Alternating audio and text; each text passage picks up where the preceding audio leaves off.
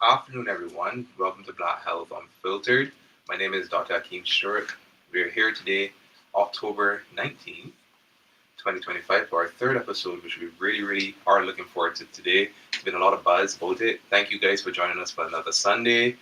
As you know, we're here on Love Bay Radio every Sunday from 4:30 to 5:30 to sit down, really digest and talk about what is Black Health and the importance of Black Health, or really and truly the nitty gritty of what Black Health is. So today, I'm blessed with a wonderful guest. I personally know her as she's an amazing person. Mikahelia, or Mika, we like to call her, Mika Wellington. Mika is a registered dietitian working in the community health setting. She has a professional background in public health, nutrition, and dietetics and social justice. The intersections of her personal and professional experiences and expertise have helped her recognize the critical role that stories, values, community, and heritage play in improving the well-being of people and communities by challenging and re-envisioning unjust norms. This inspired her to create Making Kitchen Legacies Inc., which is her company. We'll talk a little bit more about that in a bit. A business aimed to teach and practice affirming and nourishing health promotion and health management through community nutrition. She acknowledges that this work requires ongoing learning and action and is dedicated to the cause.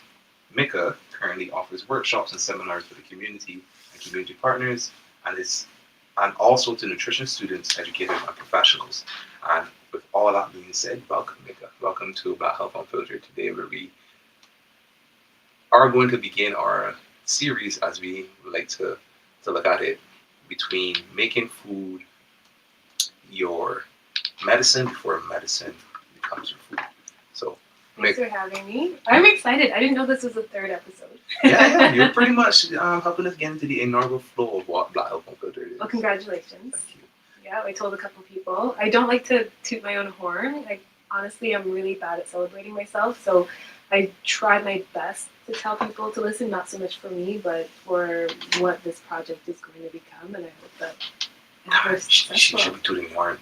There's a lot of amazing things to speak about. Toot the horn. Make sure everybody can make it as loud as possible. But no, I understand where you're coming from, right? It's always good to be humble within it. But I'm excited because I want to learn more about food. So before I even get into all of that, could you tell us a little bit more about making kitchen legacies? Like what really brought you to the aspect of food and the importance of it is with an Afrocentric view? Because I mean, one day you just could be a registered dietitian, but to say, no, I'm going to take this and actually connect with it in a way that most people won't, right? Yeah. How did that become for you? Well, making kitchen legacies is very new.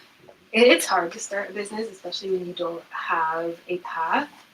Because I don't have too many business or entrepreneurs in my family, so this is very new. But I guess it's a manifestation of what I've been kind of leaning towards, or where life has kind of led me for longer than I think. And I think as I tell you this, I'm going to finally realize how long it's been because time flies. So I know that when I was in high school, I was actually going to go into visual arts. Okay.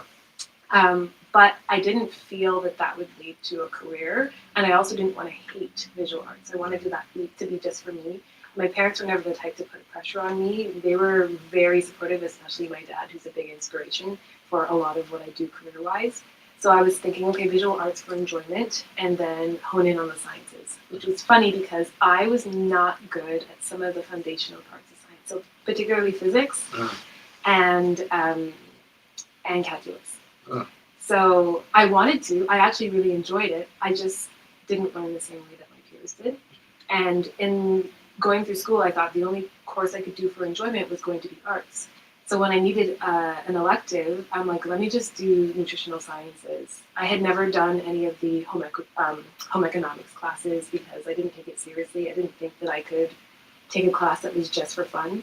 Because all those students, they come out like, we baked a cake. Or, we made stir fry. Or just little things where it was more for fun. And I never saw myself as being maternal in that way. I know it's a weird thing to say, but I didn't see myself as a homemaker, and I still don't, which is weird because a lot of the work that I do is very much that. But I took the course. I'm like, oh, this is so much more than just I'm applying my chemistry, I'm applying my biology, I'm applying all this stuff. Let me just see. So I applied to do nutrition. I actually ended up in kinesiology at first. Oh, that's a pivot. Because I tried to see if there was a way for me to do visual arts and nutrition, and the only school that kind of offered that was York at the time.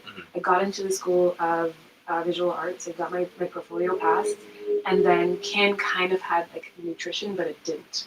I left the school at a good time, and during that time, things had shifted in my life. So not just in terms of what I wanted career-wise, but my dad got into a car accident on the job, and he had a traumatic brain injury. Now, I understand what traumatic brain injuries are now, especially having gone through my career in health sciences. But at the time, like, it didn't seem as traumatic to us because there was no bleed. You didn't go to the hospital. Emergency didn't take him to get checked, even though his vehicle had rolled. And I learned, again, so many errors were made. He came home. He didn't file for, like, his employer didn't tell him to sign any documentation, nothing. And his memory was declining. And so I was going into my first year of university seeing my dad's health decline. And he had lost his job because of it. Little things, you know, he would turn on the stove, forget to turn it off. He'd be leaving the house multiple times a day. And as I was learning about what happens to the brain and you know what our healthcare system is like and how to become a healthcare professional, I was also the daughter of a patient whose health is going down, and I can see all the holes in healthcare at the same time. And I switched from that school. I went to Toronto Metropolitan, which was formerly Ryerson at the time, got into nutrition, and I decided, okay, well, I want to do something for the health of Black people, because I knew that there was a hole, there was a massive gap, and the system just doesn't understand our culture, it doesn't understand our needs, and it takes advantage of us and takes advantage of our not knowing. And then something else shifted. I was meeting a lot of women. So I had graduated from doing my undergraduate at TMU. And when I graduated, I did not know if I wanted to be a dietitian, because I had looked at my peers, and one thing that's really helpful to know is a lot of students who go into nutrition are very type A. Mostly women, people who identify as women, very type A, mostly white. And so when you go into the field, you're told that, you know, when you come out of this, you can be a food scientist, you can work for food industry, you can be a dietitian. And it felt like if you're not a dietitian, then you're a failure. So everybody was going towards that. I'm like, I don't feel like being a failure, and I don't want this as much as everybody else, because folks were applying and crying and they didn't get into the school they wanted to. And I told myself, I'm not shedding tears for this. This is something I do, it's not who I am. So I took 2 years off. I actually went to Alberta, because that's where my partner was. He had moved there for work. And I'm like, let me just pay off this debt and let me figure out if I want to be a dietitian. So I was working in oil as a receptionist for a major drilling company. And I did part-time work for like nutrition organizations. There's an organization called Ancestral. I was doing volunteer, and it was funny because I was working with children. I was working with their football team, the Eskimos. Oh, wow. Yeah, that was pretty cool, and then the running group. And I decided that even though I would never do nutrition the way they did, and this is no knock on what they did, they had a great mission, I figured out what I wanted for myself, because I had run into a couple of Black women who were suffering with fibroids. And not little ones, because if you read up on fibroids, to this day, it's mostly, you know, Filipino women, Black women, women of color, although many women do get them, and they're considered benign tumors, right? And because it's benign, you don't really take it seriously because it's not exactly wreaking havoc. Exactly. But the way that they were treated by the healthcare system as their fibroids got worse was problematic. So some of them were getting fibroids that were so big it was pushing their organs in the wrong place. Some of them were mistaken for being pregnant. They were no longer having proper menstrual cycles. They couldn't get pregnant. Like, just so many issues. And of course, I had only done my undergrad. I wasn't skilled in the area. And so I was humbled by how they articulated how they were caring for themselves, having no knowledge of what to do. Some of them went vegetarian, some of them went back to their cultural roots and only ate like just provision and plants. And honestly, even though what I had, the little bit of science I knew didn't support exactly what they were all doing, it worked for a lot of them. And so I decided, let me just go back. I finally have my inspiration. I'm doing this not because I need to be a dietitian, but because now I have a bigger purpose. And I applied for my master's, and I got into Dalla Lana School of Public Health.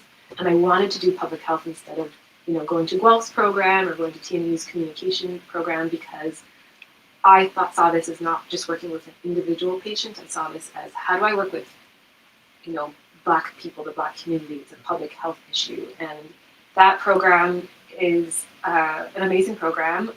I had to add some extra courses onto that in order to help me focus on where I wanted to focus. And I decided, even though I might not have, I don't know where this vision is going to take me, I'm going to try my best to learn more about Black health.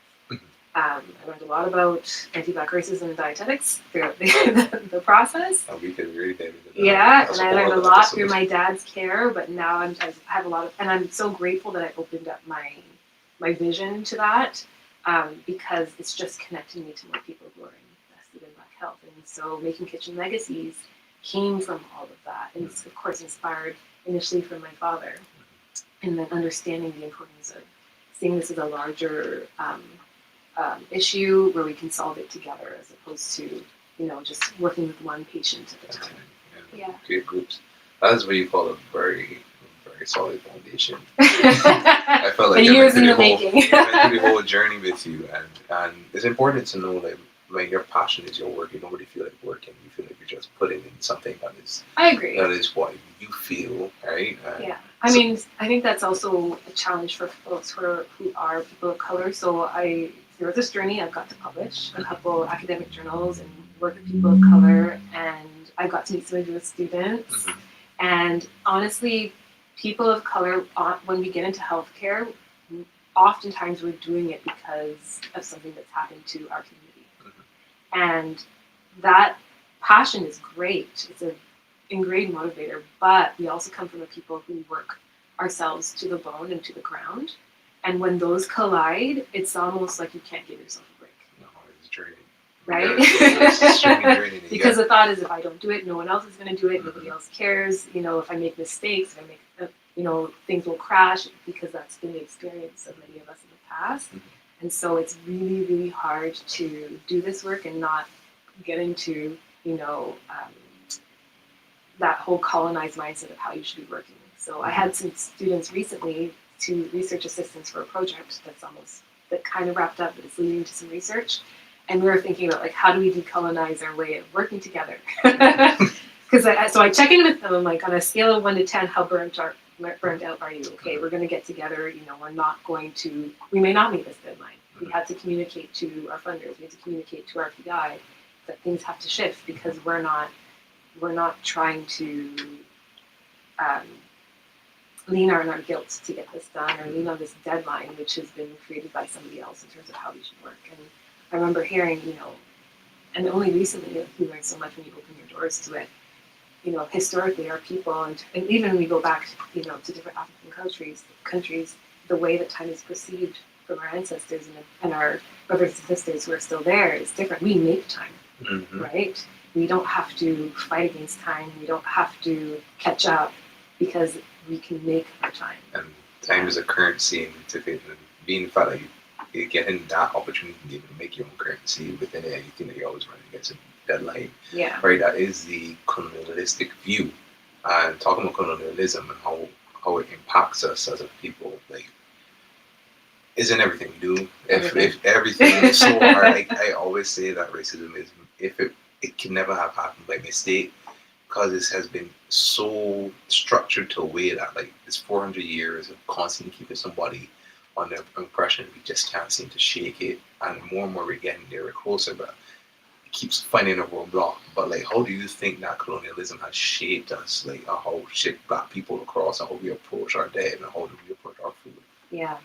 So I've been thinking about this for a while, and first I'll say is that there are many historians who can answer this better than I can, but I was lucky enough to get to be exposed to so much over the course of who knows how many years to learn. When we think about, I don't know who all of our viewers are, but just to understand what colonialism is, it's not It's not, racism is a part of it, but it's not it, right? There is a differentiation. And so when we understand that, it was before the 1500s, right? It was way before the 1400s, where the monarchies of our European countries were just like go and explore, but not just for the sake of exploration. Like that was what excited the explorers, what excited them, but it was so that they can acquire land and everything on it so that they would have more power, right? And when you acquire land, it's not just saying you have this space, but they also say, well, I own these plants. I don't know what they're called, but I'm going to name them. And I'm going to bring them back home and I'm going to grow them. I'm going to test on them. And then I'm going to do the same thing on the people because everything is a commodity, right? And so, whether it's the English, who we often blame, but the French, the Dutch, the Portuguese, the Spanish, there's so many. And then before that, Japan, China, they may not have colonized Africa, but they were colonizing those areas and their people, right? And so one thing that they say, Japan has done the best PR work ever. If you really dive into the history of what Japan has done in the Pacific Islands, as like. Well, that's because we only stop at a certain point in history. Yeah, exactly. They have done the best PR work. But yes, and so what does that do to the people?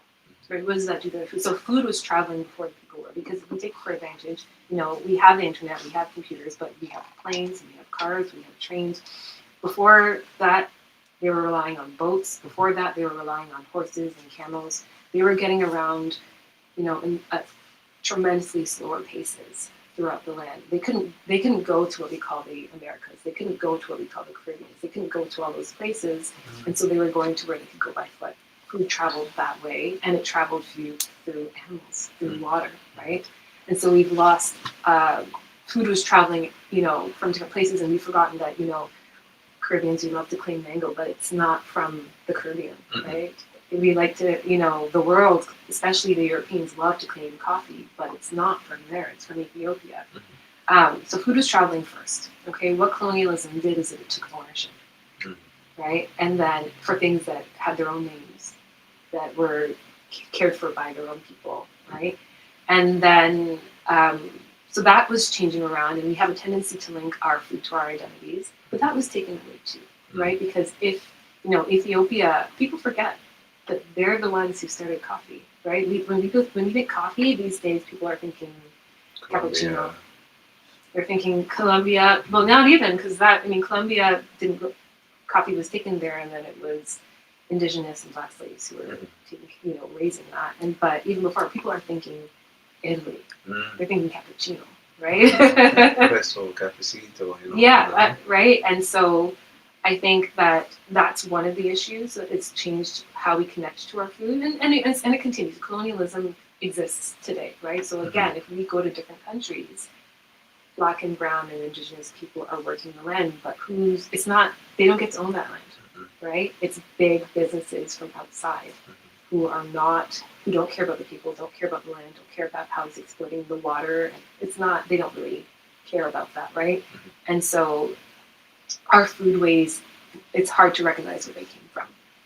And so how that impacts their nutrition is that, and I'm not saying that you have to know where your food comes in order to be healthy, but they're having that loss of connection to the land. We forget how connected we are how our health is connected to how nourished the land is, how nourished the people are, right? It's not just something that you put into your mouth, because it loses the nutrients when you have industrial and commercial production, right? When you take care of the people, when you take care of the plants, when you take care of the land, guess what? Food is better.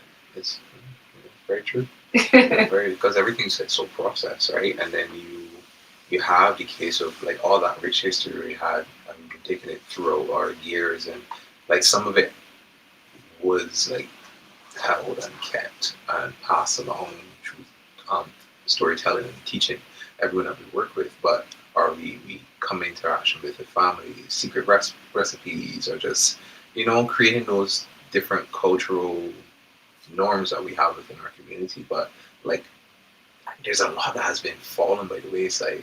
And how do you think that that knowledge that we lost due to the slave trade, the Atlantic slave trade, how do you think that affected us when it comes to food?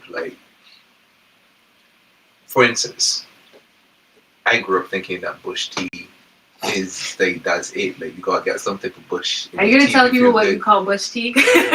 Look, bush tea could be Cersei bush. It could be neem leaf. It could be bay leaf. And I personally love bay leaf. Like regardless of whether bay leaf is excellent. Basic cure of everything, guys. I'm sorry. Do not quote me on this. This is just my personal view. This is not a professional view. But it tastes really great.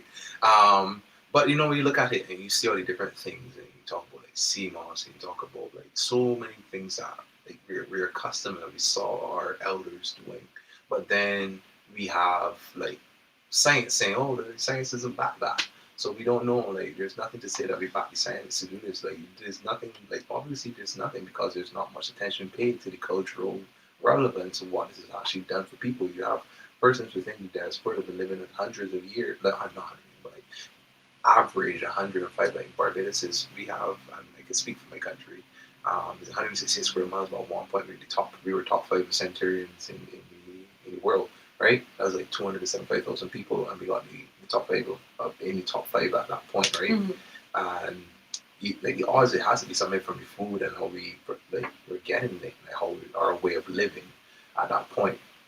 So like, how do you feel that loss of knowledge in between there? Because everyone wants to go to get fast food, right? No one wants to sit down and let your meat season for what it's supposed to season, or take your time, or plant a tree, or get some fruit. All right, no one wants to do that. Everyone just plant a tree. Yeah, a lot of people don't want to plant a tree. No one wants to plant a tree. But you understand, like really invest, right? And that investment is what it is, right? That's why you say food to be your medicine, and there's an investment in your body. Is the engine, is the fuel that keeps us going, right? We gotta make sure we keep our engine clean. Like a lot of us want to spend almost $2 a liter to put 93 level in our nice cars, but we're not willing to put $2 a pound for what it is. So like that knowledge that we lost in between, that is not science. But how does you think that affected us as a?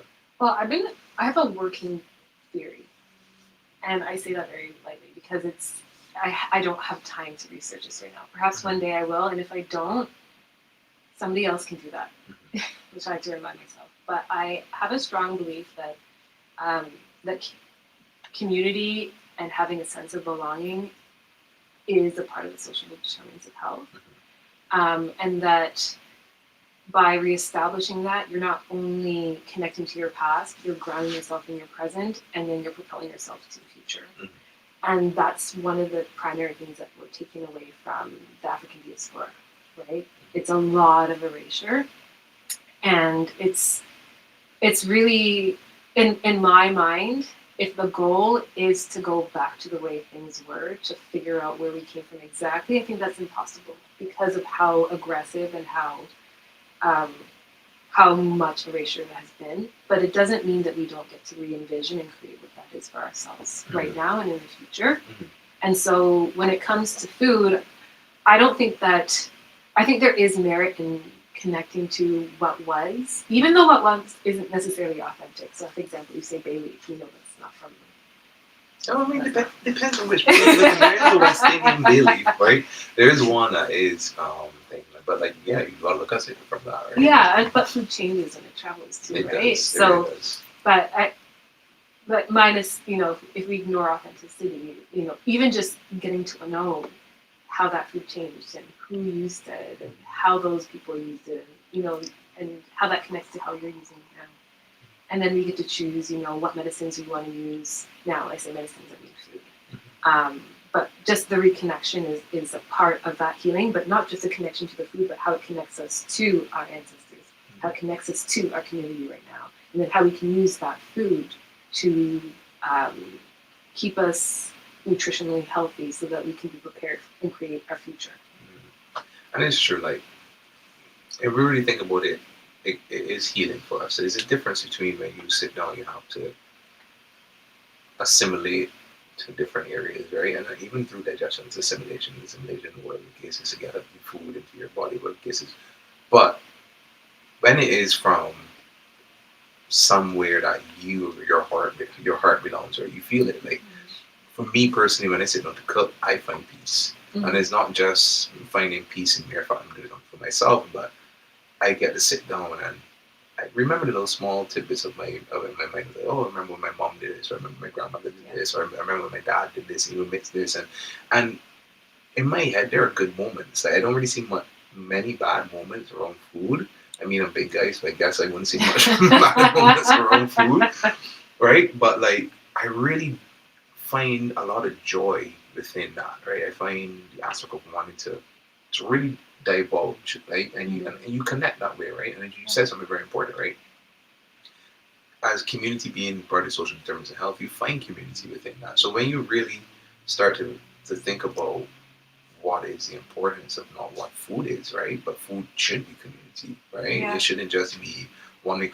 We could look at it from different ways. Like just only 30, 40 years ago, there was never like, oh, we cooking food for ourselves, right? We always had that one person you could go. I remember my great grandmother, she would cook all the time and say, why you cooking so much? Well, just in case so and so pass, he might be hungry, you give him a plate. Let me tell you, I just had this conversation yesterday. Even if they're not going to eat it for themselves, a friend of mine, she's going back home. She's probably there already. But she's just remembering her grandmother and how she would buy food that she wouldn't even eat herself. Mm-hmm. But she would buy just in case somebody comes over. Yeah, just in case. Just in case, yeah. To that fact, I don't know how to cook for me alone. Like, I always have leftovers. I always cook in bulk. I always have leftovers because just in case, somebody might want something. If they come over, you could offer them. And that just in case mentality, I find that we're losing it a lot as the world progresses. One of the things that Trevor has said that we really sacrifice community for advancement of metropolitan state, and that's one of the things. But is it really worth the price to pay? Like, within that, then you find ourselves isolating, and we don't get the opportunity to come together and talk about things and share stories and really expand on who we are as a people. Right? We only come together once. And adding on to that, again, it's another thing that's lost in colonialism. There are a lot of. I remember I read this book in my master's. I took a course I did not know would be as hard as it was. It was called The History of Food and Drink. It was through the School of History faculty of, I don't know, I think it was food history or something like that. And I had to read a book every week, a novel every week. And I think for my final project, I had to read 3 books at the same time.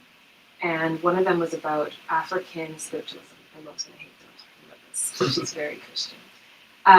But then I read a few other books, and it was just the connection between food and belief. Mm-hmm. And I learned a lot about, Afro-Caribbean, certain, not all, because there's way too many for me to learn right now, just African religions and spiritual beliefs. But there's just so many practices where our people were just eating together. Mm-hmm. And it's not just, what we have here in Canada, Christmas. Yeah, which we just see once, Easter, 1, 3, 4 times a year. But beyond that, literally every week. And I grew up going to a church where we got together and we ate every single week. It was a lot of work. But we come from family members who, every Friday is family dinner, or people just stop by. If you cook something, we know that a certain person in the neighborhood is sick, I'm just going to bring this over. Mm-hmm. And we've definitely lost that. Not just because we've forgotten, food is expensive. Our seasons are short here. But we get to choose what we want that to look like moving forward. So even with the business, why I'm choosing to work in cohorts instead of with individuals, because people are forever asking me, are you taking patients?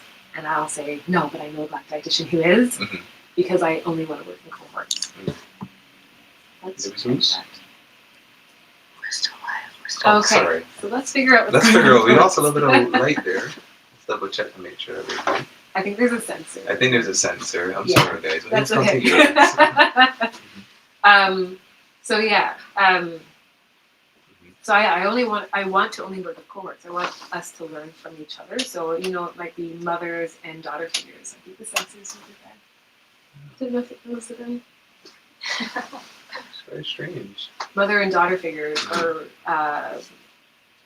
it could be caregivers and the people that they care for, or I don't know. I just want to work with groups because I find that it's not so much that I'm the only teacher. Mm-hmm. I find that people learn from each other, and I really hope that what I foster can lead to them to continue on with their community development, when they leave the space that I'm teaching. Because I mean, that's what we need as people. We need to not just get together. Because again, I don't know how many events you've been to since the pandemic. There's all these events where you go and you get you get a special gift bag when you leave. You're supposed to network. And the idea is, a lot of us were going to those things, paying $100 to $200 because we wanted to get out of the house and meet people. But we were meeting people in a moment, but we never made no connections. And so I want something where when you go, you're making meaningful connections. And I'm giving people the opportunity to actually make friends and family when they leave that space. I think the connections is so much like one thing I wanted to talk about. That connection is super important, but like when we look at our food in that aspect, right? Is like, as I said, for me it brings joy, but like a lot of people find like guilt within it, right? And how we eat and how we go, right? And making those connections to talk to those people is so important. So we could find out like, what really is, like, what is the truth about that? Like, do we have to feel guilty about the way that we eat? Sometimes you think that we have to adopt a Mediterranean diet, right, just to be healthy. Within what you've been doing, how have you been able to work together to bring persons closer to like finding joy within their food and the food that they eat, and knowing that it's still healthy, it's still good, it's still great. Like you still could do what you need to do. You still could be part of your culture, and you don't have to really just abandon it. You just have to maybe pivot a bit, right, and live within that aspect, not right. A lot of people find, I will say, the shame that comes with food is universal. If we can shame a person, if the society can shame a person, there will always be a way, and food is just one of them. So culturally, that's a big one, because you're right, even within the Mediterranean diet, but when we look at the Mediterranean, the more African, the more brown cultures have been removed from that. So I remember years ago when I went to Morocco, I'm like, wait a minute, this is the Mediterranean. And it was not reflected in the Mediterranean diet. And I remember as a member of the Primary Care Dietitian Association, there were some dietitians of color that were just like, we need to have a conversation to fix our resources about this because it's very Eurocentric. And there's research, and it's not new research, but there's research. If we look outside of the papers, the academic papers that are published here in the North Americas, there's tons of research that reveals that there's different ways of promoting your health all over. All over. One that I recently reviewed was one from, I think it's Tanzania. There was a research, and it's weird because it was a bunch of scientists from the area, but unfortunately the speaker was from the Netherlands because he was the PI. You're good? Very good. Just want to make sure. Sorry guys, we've had it's a bit of inclement weather. So it's like a power surges and stuff that we just deal with today. So it's really raining out there. Yeah, it is. Yeah, but I mean, part of the research study is that they evaluated the traditional eating habits of the people who lived in the hills. They had very little to no consumption of the westernized diet, which had, of course, made its way to the rest of Tanzania. And then they compared that to the folks who were eating in the more, like having the fast food, having all that stuff. And they saw, of course, their overall health when it came to cardiovascular health was vastly different. And then for 2 weeks, I think it was as short as 2 weeks, they switched their diets. And the hill people, I'll call them for now, I hate that, but the hill people who were eating that more fast food or westernized diet. And I say westernized because it wasn't just the extreme of having McDonald's and stuff like that, what do you think? It was just, westernized diet. Their cardiovascular health declined significantly. And then the people in the city who had the more traditional diet, which had like whole grains, fermented food, heavily fermented foods, their health had improved significantly. And then they went back and the shift changed just within 2 weeks, right? And so I know that the messaging is that we need to eat more, quinoa and blueberries, which I think is funny because quinoa is not Western, but of course that the way that it's been used has been appropriated. Same thing with blueberries. Blueberries are indigenous to Turtle Island, right? And that's also been appropriated. These are still healthy foods, but allowing ourselves to remember that a lot of our foods are healthy. They are plant-based. Our proteins are still proteins. They're not worse than having salmon, right? We have tons of fermented foods in our culture as well. It's not just kombucha and kefir, which again, they're not unhealthy, but there's so much more. And I think that if we recognize that there is a veil and there are blinders, we can realize that there is research that has been done. People are talking about our food. And the issue is just not as readily available. And that's what really kills us, right? Is that for you to even finally get like an idea, you gotta turn over a stone and then dig 6 feet down and then use a stick of dynamite to just get what it's supposed to be. And it really does hamper us. It's just like barriers on top of barriers on top of barriers that really stops us from advancing what is food. But like, how do we then honor the traditional sense of those foods in modern day society? I think there's many ways to honor it. I think part of the investigation and having the desire and the willingness to look is part of the honoring, right? And that's honoring it within yourself, honoring your parents who are alive, honoring your children who may not be born. And if you believe in your ancestors, I'm sure they're grateful that you're investigating that connection to them as well. I think that cooking with those foods, sharing that knowledge of the people around you, because not everybody, I don't think everybody should have to dig the 6-foot hole. No, I think that I believe in sharing knowledge and making it easier for everybody because we work hard. But I can attest to the fact that you do that. The moment you discover something, you tell everybody. Oh yeah, you have to. Why not? Like, it doesn't serve a purpose for me to keep it for myself. Okay, cool, yeah. But then, like, there's a wealth of knowledge. I always tell anyone I come in contact, like, I'm going to tell you everything that I know, not because I believe that I should keep it or I should be the one to like spread any news. But like, if you could better yourself, by all means, right? A better you means a better me. Right? And that's colonialism is the opposite, right? It's when I discover something, which of course, who's discovering anything that doesn't already exist? But when I discover something, I need to keep it to myself so I can gain more power. Whereas, from the little knowledge that I know, our people didn't come from that place, right? We were taught that. And so there's prosperity in sharing that knowledge. And then we can share it at the table, right? We can share it in the garden. Again, as you kind of alluded to, how do we teach that intergenerationally? That's what I got from my dad. My dad was the gardener, not just for plants, but also for flowers. The only reason why I know certain names of certain plants, the only reason why I know when I eat something I can identify the flavors is because of him, right? So I know how to garden, and I have an interest when I do go back to my parents' homeland, which is Jamaica. I want to know the plants. I want to know how they were used. And if their parents don't know, I'm going to ask somebody else. And so that's another honoring as well. And then I would say as a community, because it's not just the individual, talking about, our restaurateurs, our Black grocers, our Black healthcare professionals, our Black farmers, a lot of them are honoring this. So I had recently, I'm kind of wrapped up a part of a project where I got to meet a lot of Black farmers across Canada. There's one in BC. Oh goodness, what is the name of his business? I will share. I think it's the same guy because he's actually taking like Black young Black students and actually. He's in a lot. So he's the one that is trying to grow food that's hard to import, and he's changed this. He's learned to like change the soil so that when he grows yam, it tastes like the way it's back. He's from Nigeria. Yes. Afro. I'll tell you later. I actually saw. I'm not too sure. He's amazing. TikTok, Instagram. Toy Yin is his name. Yeah. So and then also Kashawn Warmington in Winnipeg, on the outsides of Winnipeg. He's a Black farmer, Caribbean descent. He grows goats and some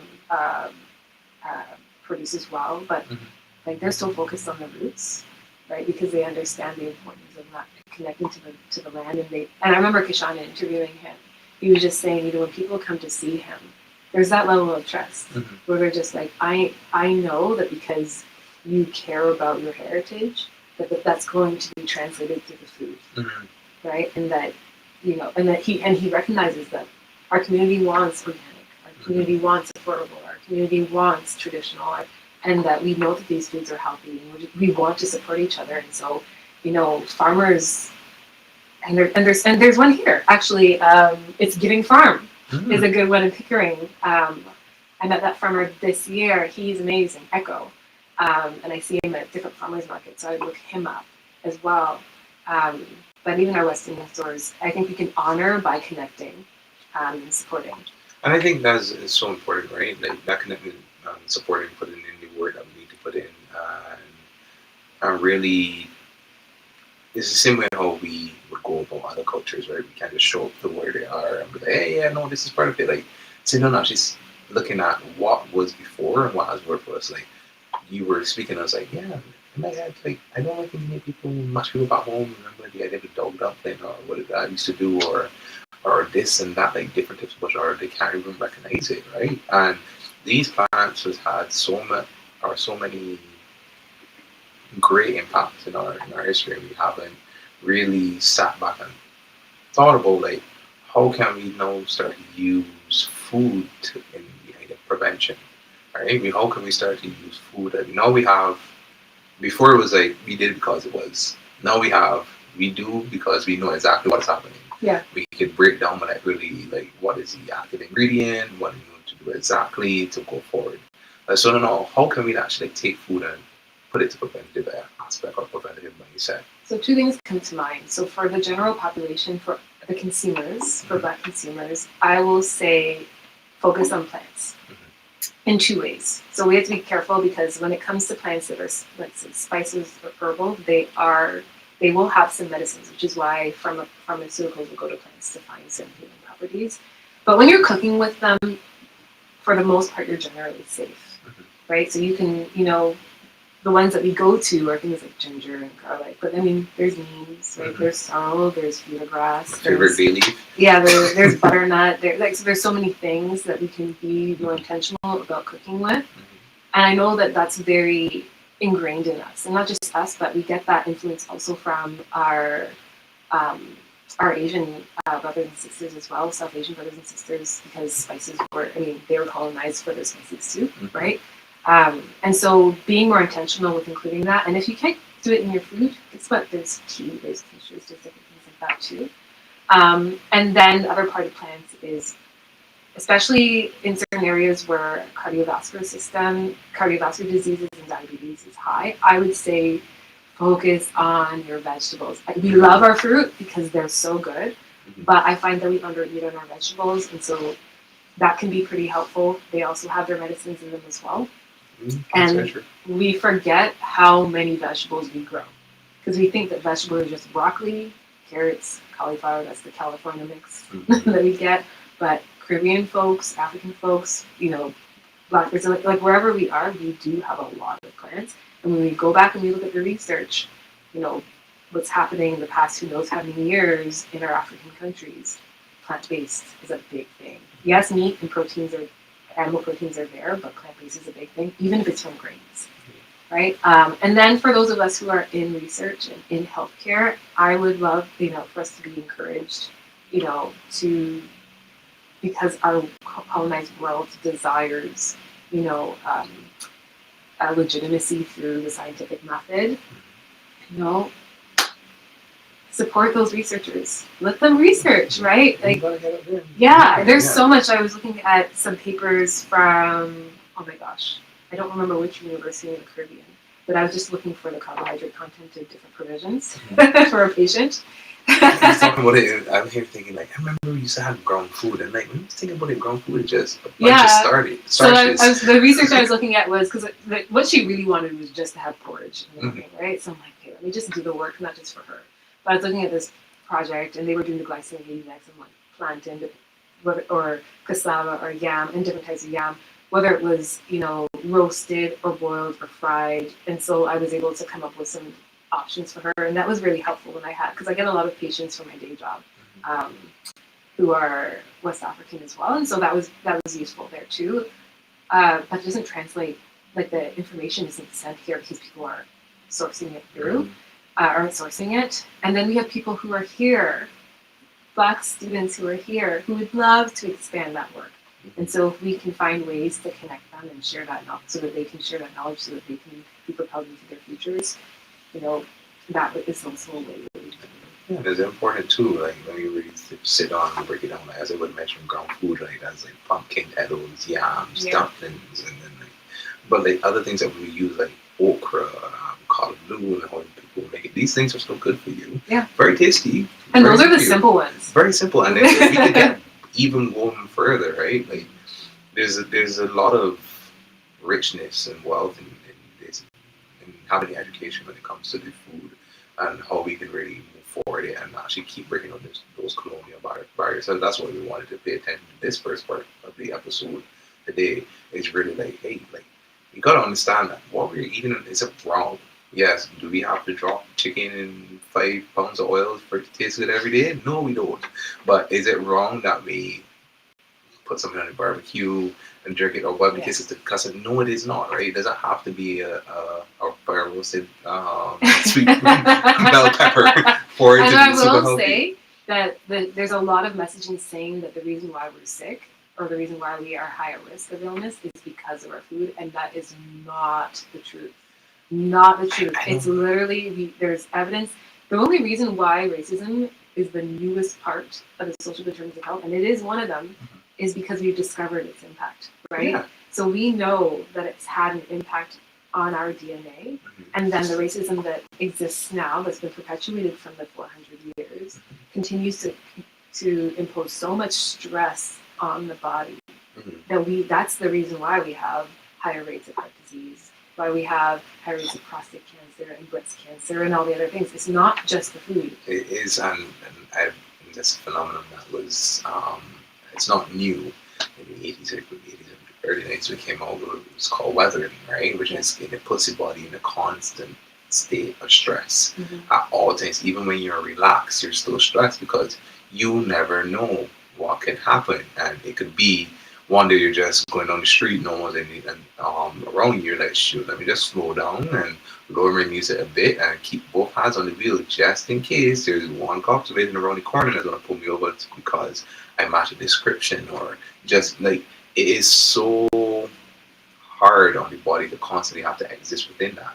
And then when you have these systemic barriers for lower income areas, unfortunately, may be more populated by those of the Black community, there's no access to the proper kinds of food. You have less right? power to navigate it. And so like you have to go to the fast food. You gotta eat some of these snacks that really have a 3 or 4 year expiration date. Let me tell you what's happening. So for our refugee and immigrant communities who are seeking asylum here and who are living in the motels that are funded by the government, a lot of them, their food's rationed, right? So what's delivered to them, to their families, is a massive amount of rice, white rice. Not that rice is inherently bad, right?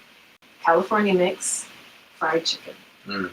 Every day. They might have a slight change in some of it, maybe it's fish, but that's really tough to get yourself into a healthy space when that's what you're being fed every day. You don't have a variety, you don't have the autonomy. There's not much fight to it. You don't have the autonomy to go and buy what you would normally cook for yourself. And we know that the research has shown that the moment you immigrate here, even though we have such an amazing healthcare system, quote unquote, health declines for immigrants significantly within the first year.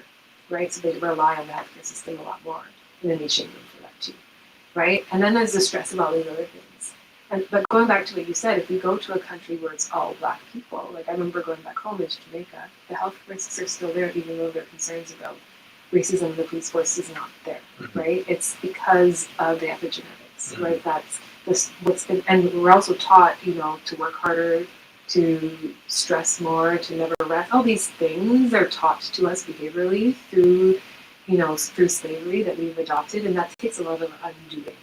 We get to use food as one of our ways to heal nutritionally. We get to use food as one of those ways to heal communally. You get to use food as a way, as you mentioned, cooking can relax you. You can undo those things, because the nice thing about epigenetics, I don't remember her name, but there's an amazing African American woman who does a lot of research in epigenetics, but we can change that. Yeah.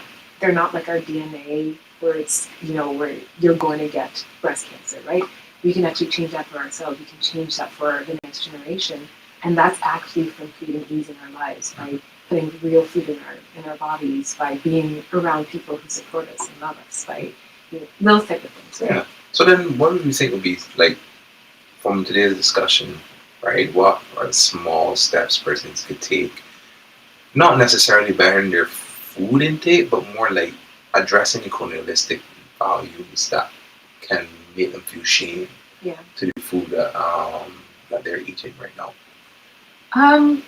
I think one thing that would be a nice like takeaway, and maybe I don't like to give homework, but I think that it would be nice for us to embrace leading into the next week, is invite someone over.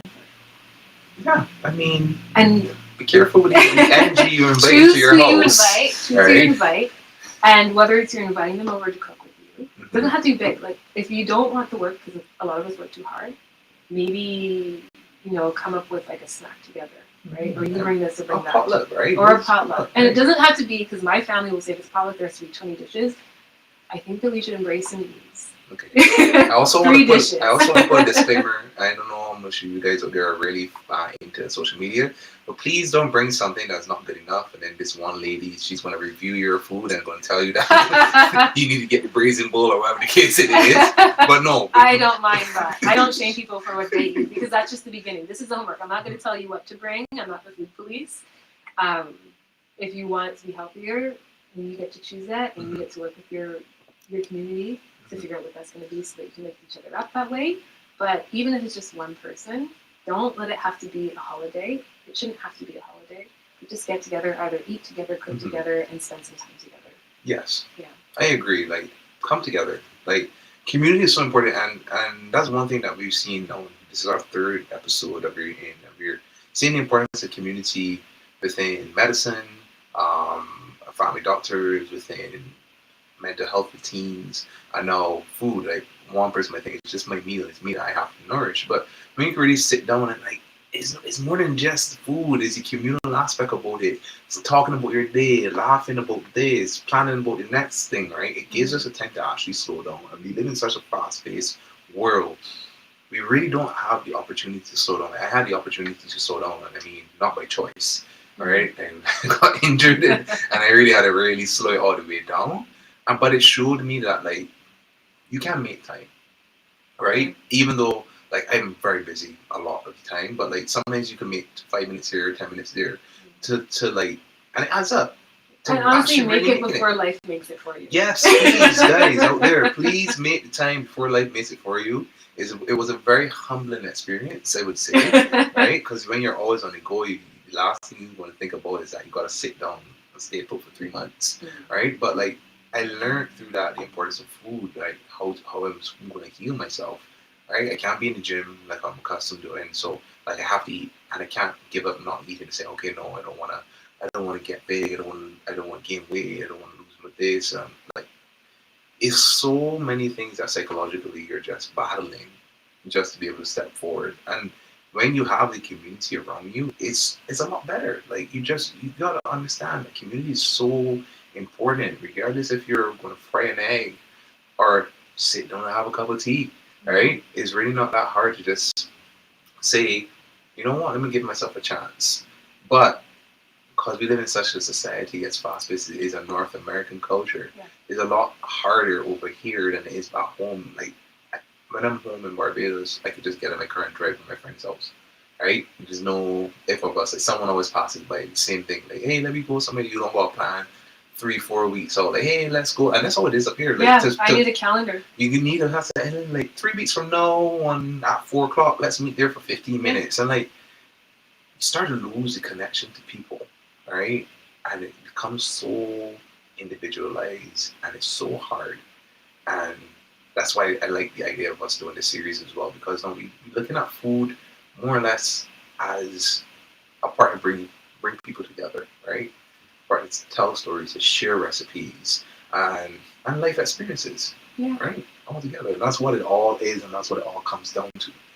So, if you could today speak to, and I like to ask this question for my one time, but I believe that we're going to have before our opportunities, like a plethora of opportunities to keep adding on to this question, right? But if we can today, the young maker that is out there that may be thinking about being a dietitian, right?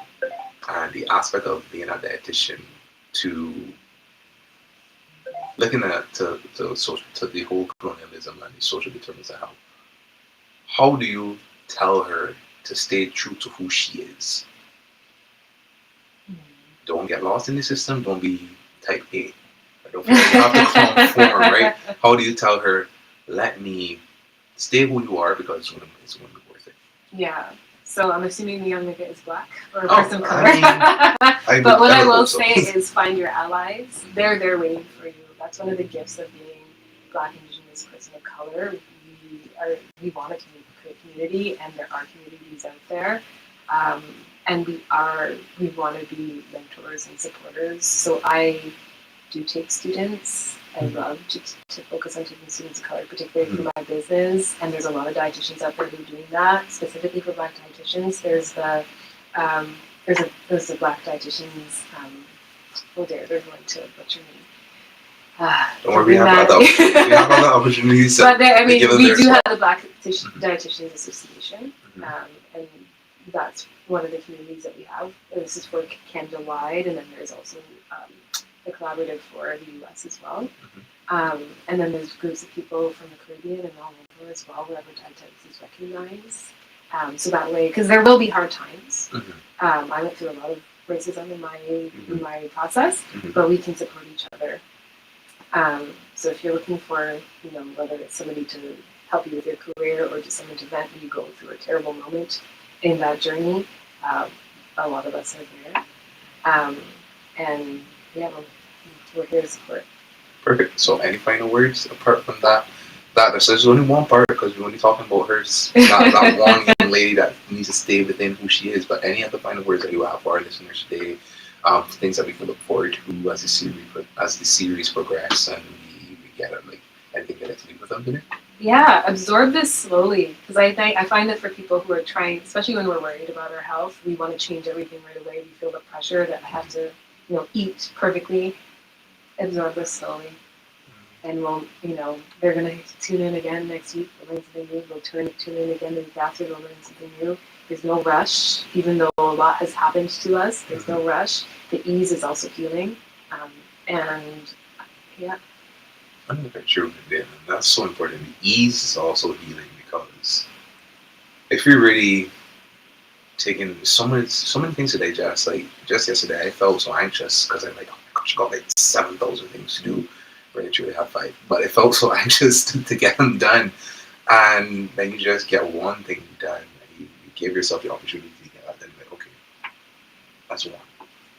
What's next? Yeah, and I say that as a student of that too. I mean, by no means, I haven't mastered that. Who has, right? But I think giving yourself grace within the process, even in this process of getting to know more about our foods and how important it is to infuse ourselves, is giving us grace. Like, we're not going to get everything perfect to start with, right? And like, not every recipe is perfect. Like, I don't have a set recipe for anything. So if anyone asks me to teach them how to cook, I was like, you just gotta watch me because I don't know if it's 1 teaspoon or a pinch. That's oral tradition, right? So that's a good tradition. Okay, you don't have to. All right, so I'm doing something correctly in that, right? But giving ourselves grace, right, to like not get it right the first time, or just like pick up one thing, like, oh, you know what, like maybe I could add this as a supplement, or maybe I could supplement this, or maybe I could use this, or whatever the case is. But it's okay to go through the process. What is not okay is to go through it alone. Go through it within community. Go through it with persons, share your stories, talk, create that wonderful idea of being together. So thank you so much today. Mika, for dropping by. As I say, guys, sorry about the lights going on. We have a little bit of inclement weather over here, but I'll be sure to bring a flashlight for next week. Hopefully we have a good time. Yeah, solar panels. Yeah, so solar panels, something that would be good for us. But thank you for joining into Black Health Unfiltered for this week. We had a great opportunity really thinking about what letting food be your medicine before medicine becomes your food, and looking at the colonialistic aspect of it. Be sure to tune in next week at 4:30 on the dot. We will be talking to a trichologist this time. So ladies, gentlemen, come out here. We're going to be talking about the crown. All right, and a nice group of Wolata hair group. They really focus on hair health and the importance of it and scalp health. And I think it's important as a culture to see and have pride in our natural hair and our being. And that part is actually a social determinant of health, right? Science of pride. right? Sense of and self-pride in that way, and be able to show up authentically and not have to change or break barriers. So, with that being said, guys, thank you so much for joining this week. I hope you enjoyed our segment, and I will see you next week. Good job.